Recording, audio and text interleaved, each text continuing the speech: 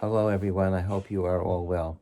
Before I begin my drosha, I want to thank all of you who have donated in a very generous fashion to the EPI, the Emergency Parnassa Initiative. We live in a community of great Balei Chesed and generosity, and the outpouring of support to date has been magnificent. Unfortunately, the need is equally great. There are many people who are currently not working, and when the pandemic will finally come to an end, which we hope will be Bikaro, will be very soon, and we're able to emerge from the cave and leave behind the quarantine that we've been in for the last few months, there will be many people that will have no jobs. Their jobs will have been lost, and it's going to be a long struggle. The recovery period is going to take a long time. So I ask that you please consider donating not one time, but on a regular basis. Perhaps make a schedule of once a month, because the need is going to continue on a monthly basis, and we have to be there for those who are not working or can't find work, to try to offer them at least some level of support that will make a difference in their lives. I have a very important message to share with you today. The In the parsha of Emor, which we will read tomorrow on Shabbos, the Torah speaks about the mitzvahs that apply to a kohen, and sandwiched within that discussion is a pasuk that says, "Kedoshim yiyu kechem." The kohenim have to be holy, sanctified for their God. So there's a very big kasha, tremendous difficulty here on this pasuk.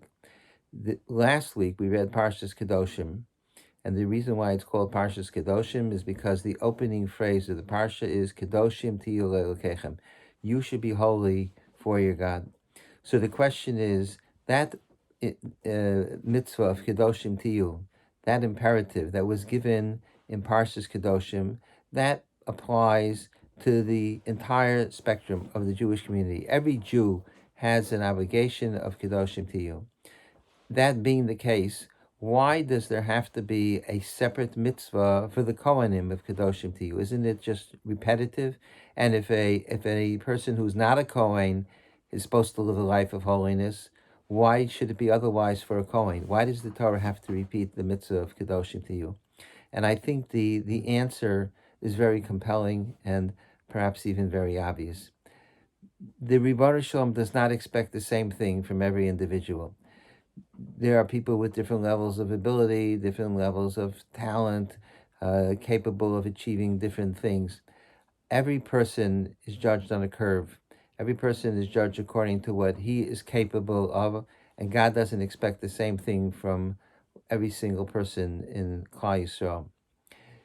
A non-Kohen, what we call a Yisrael, the living a life of kedusha is a great challenge, because a person has to earn a living, and that means being involved during the week in mundane activities, and being out in the marketplace and being exposed to people who are not necessarily refined and do not have religious values.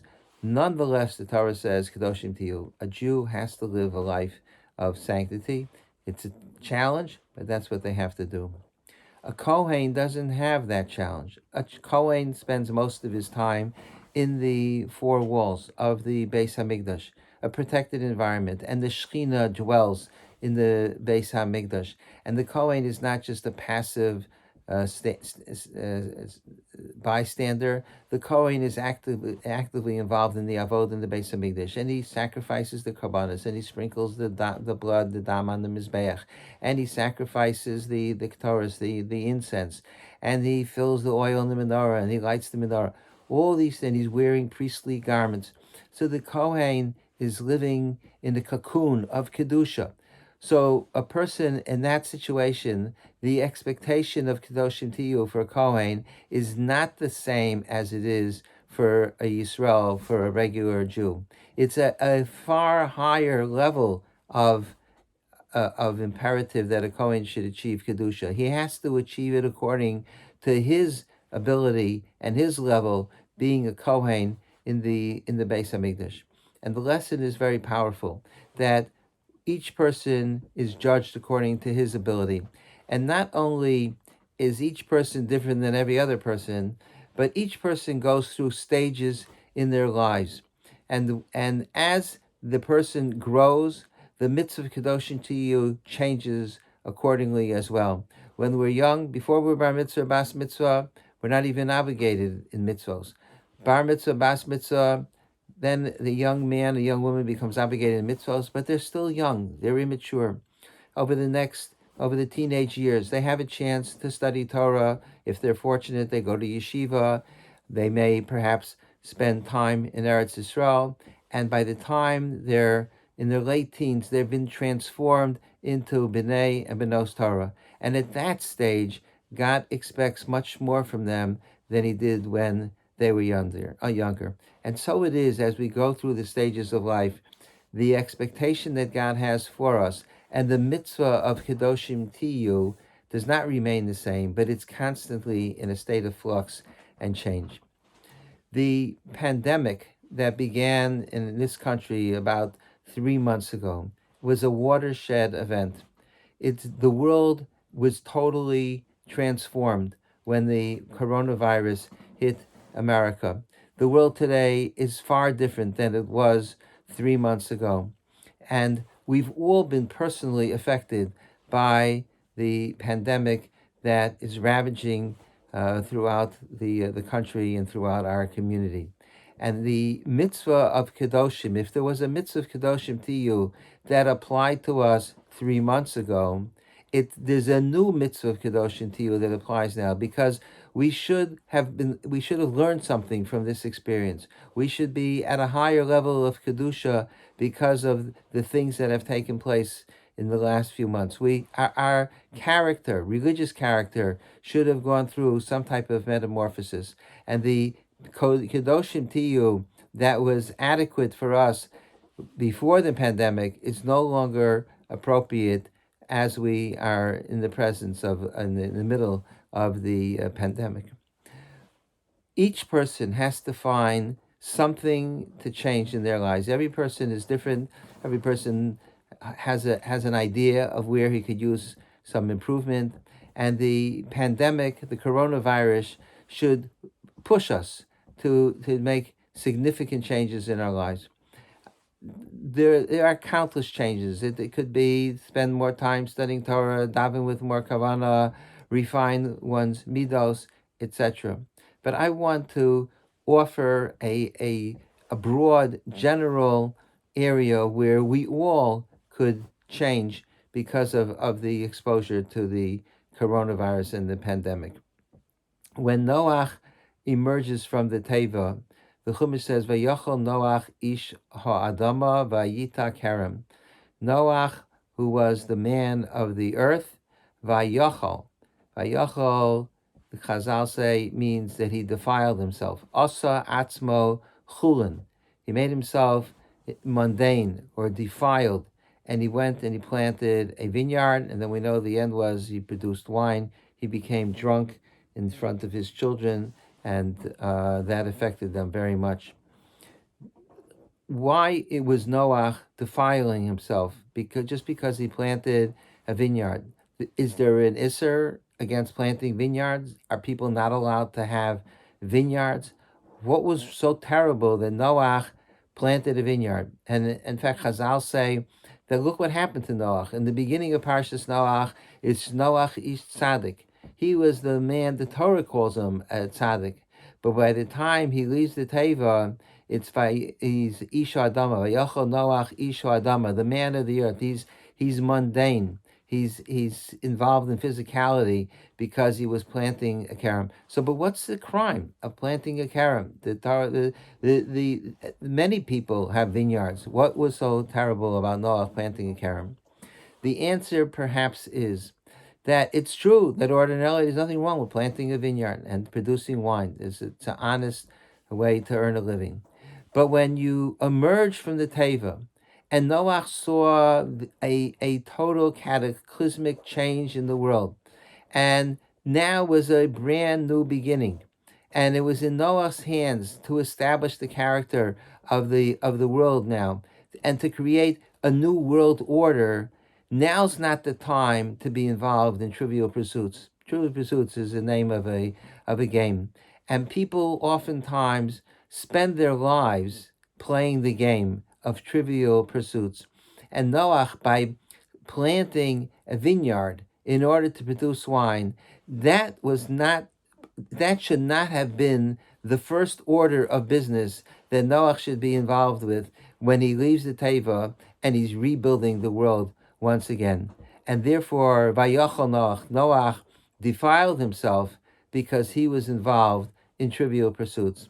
And I would say that one of the powerful lessons of the pandemic that we should take away is that life is precious. And this is a broad lesson. And from this perspective, so many things emanate.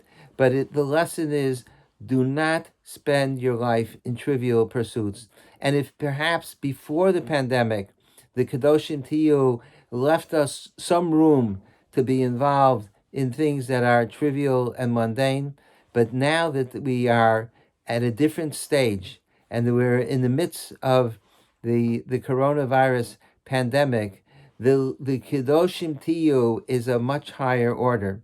And we should be much more sensitive to the value of life and not squander it and not waste it for things that are trivial in nature.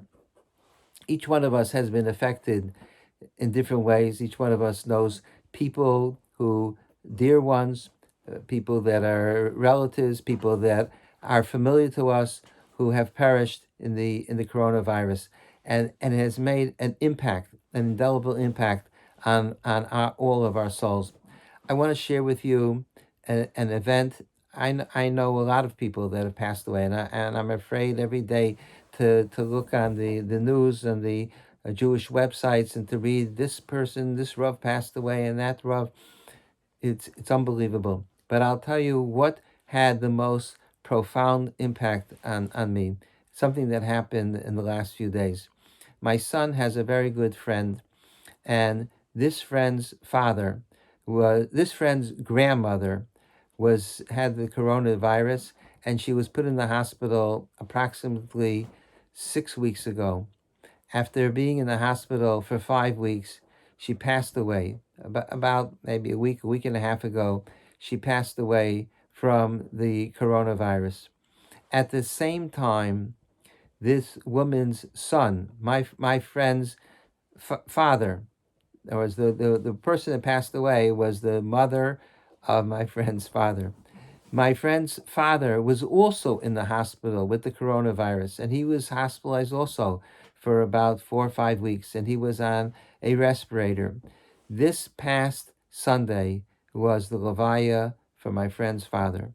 So in a period of a week's time, my son's friend, lost a grandmother, and then he lost the grandmother's son. His father was perished as well within a week's time. A third thing happened, an enormous tragedy. This young man, my son's friend, had a brother that had the coronavirus, and he was in the hospital for a few weeks. And he had a trach, and we thought that he was off the respirator, he was on a trach. We thought that maybe he's getting better. Yesterday, the brother passed away as well. And I can't even imagine the level of anguish that this my son's friend is going through, to have lost he's still sitting Shiva for his father. He just started Shiva this past Sunday. The Kfura was Sunday. He's sitting Shiva for his father, and in the period of a week's time, or 10 days, he lost his grandmother, he lost his father, and he lost his brother. And I did not know the brother well, but this past Purim, I was at my son's house in Lakewood for the Purim Suda, and who do you think was there? This brother was there for the Purim Suda. And my son took videos. I was dancing together with his brother, and his friend's brother, and he was a person with a tremendous heart and a beautiful smile and a wonderful personality. And my son sent me copies of the videos last night after he passed away, and it was just heart-wrenching to see how full of life he was. So here is a family that was decimated. My son's friend's mother is alive. She lost her mother-in-law. She lost her husband. She lost her son, all in the course of a few days. And when we're struck with such tremendous tragedy, it has to leave an impression on us that life is precious, life is valuable. We take life so much for granted, and we assume that we're going to live to be 120 years, but life is very, very fragile, and that's something that I'm not saying that that's why I don't want to be a Navi or a prophet and say the coronavirus happened for this reason or that reason. You know that that's not my philosophy. But the fact is that the coronavirus, the tragedies that have been occurring because of the coronavirus, and I attended in the last 3 weeks, I attended 6 Levias. The tragedies that are occurring underscore the fact that every moment of life is precious and every individual is precious. And it's unfortunately when people pass away, then last week we read Achrei Mos Kedoshim, and everybody points out Achrei Mos Kedoshim. After a person passes away, then suddenly they become holy. And it's not that they become holy, it's that we realize they're holy. Everyone is chashuv. Everyone is important. And the what we need to take away from this is not to trivialize our lives. The new imperative of Kedoshim Tiyu that applies today, because we can't live anymore with the Kedoshim Tiyu before the beginning of the pandemic. The Kedoshim Tiyu that applies today, it expects that we are not going to trivialize our lives. We're not going to play the game of trivial pursuits that we may have played earlier before the epidemic began. How that manifests itself, that a person takes life more seriously, and he takes people, he recognizes the chashivas and the importance of people in a different way. Exactly how that manifests itself, there are countless ways. It could be greater kavanah in tefillah, greater involvement in Torah study, more tzedakah, more chesed, whatever it is, the improvement of one's midos. There's loads of things for a person to do, but they all flow from the same point, that if a person realizes that life is invaluable, every moment has infinite value, and there's infinite possibilities of what could be accomplished every moment of life, then a person will live a life in a meaningful fashion. And we have to think in those terms, so that by the time we're able to leave the cave, and we hope in Yirtzeh Hashem it should be Bekar of Mamish, it should be very, very soon. We hope that by that time we will have internalized the changes that we recognize have to be made in our own lives. I hope everybody will stay well, and I wish you a Shabbat Shalom.